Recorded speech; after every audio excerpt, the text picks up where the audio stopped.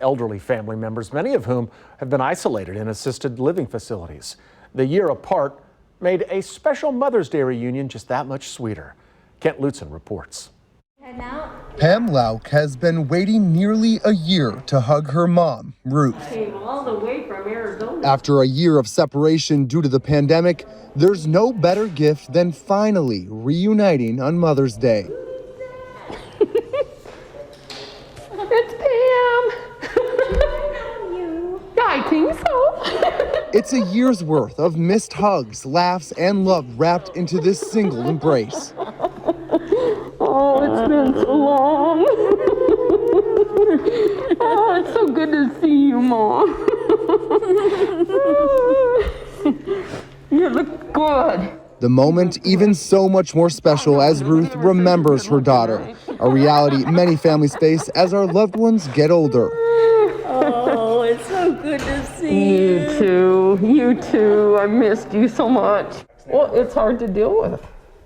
I mean, you miss them, and I live a long ways away, and it's a horrible feeling. But we talk on the phone, so, that helps, but nothing's as good as getting a hug.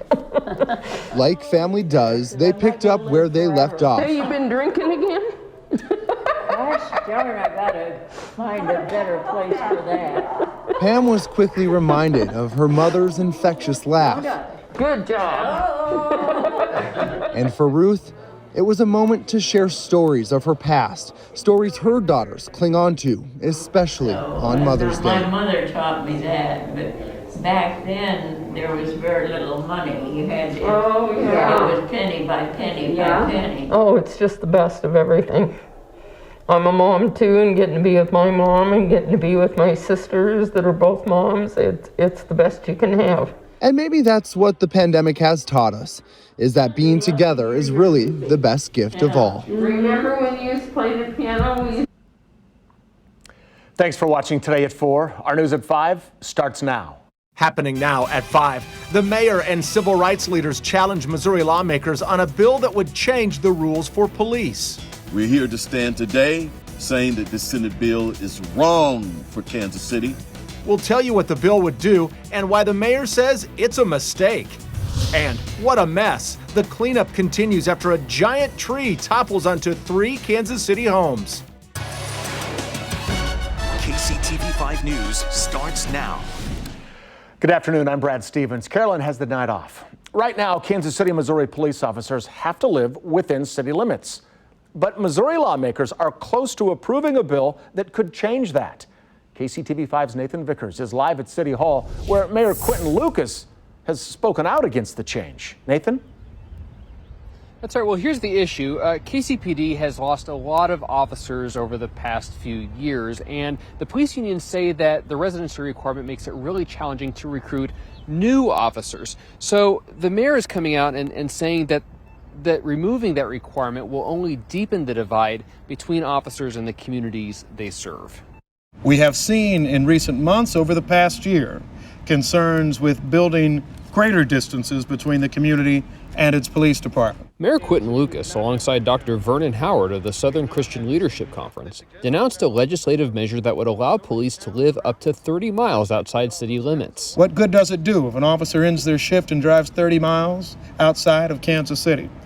What good does it do if they're less invested in our community? It's the second time the mayor and civil rights advocates have fought proposals like this one, saying that officers need to be more invested in the communities they serve. It is not the KCPD that needs a Bill of Rights to protect its interest in law enforcement. The local Fraternal Order of Police Lodge has pushed for the elimination of the requirement in the past, saying it makes recruiting and retaining officers difficult. Lucas says he doesn't think that's the case. It's antagonism. It's antagonism of the worst form that is not helping anyone, and I don't think it's solving any type of recruitment issue. We reached out to Senator Lou Kamara of Parkville, who proposed the bill. He did not respond to our requests for comment. We also reached out to the Fraternal Order of Police, the police union, and they told us they would not comment on this bill until it was further along in the legislative process. Reporting live, Nathan Vickers, KCTV 5 News. Thanks, Nathan. The Jackson County prosecutor now says a Kansas City man has spent more than 40 years in prison for a triple murder he didn't commit. Gene Peters Baker supports releasing Kevin Strickland from prison. Strickland's legal team entered a new petition with the Missouri Supreme Court calling for his immediate release. Strickland is now believed to have been confused with a different suspect from that night. The men were similar in stature and appearance. Two men who have confessed to the murders say Kevin Strickland was never there. We have a full report online, and investigative reporter Angie Riccono will have much more on this case straight ahead tonight at 6 o'clock. The Olathe School Board voted unanimously to fire the high school baseball coach accused of using a racial slur in front of players. They also terminated Pete Flood's teaching contract. The board's president says this likely was not an isolated incident. Flood has denied using the offensive language. Jackson County and the University of Missouri-Kansas City are partnering to make sure the COVID-19 vaccine is more accessible. Today, the county legislature approved nearly $5 million in CARES Act funding for the project. KCTV5's Carolina Cruz has been looking into why the county is targeting the east side of Kansas City. Carolina? Brad, at the height of the pandemic, the east side saw higher rates of COVID-19 infections, hospitalizations, and deaths. But it's also the east side that's actually getting vaccinated at a much lower rate. So we looked at some of the data, and when it comes to fully vaccinated people who are 18 and older, zip codes on the east side of town are at about 15% compared to the other Kansas City zip codes, which are nearing 40%.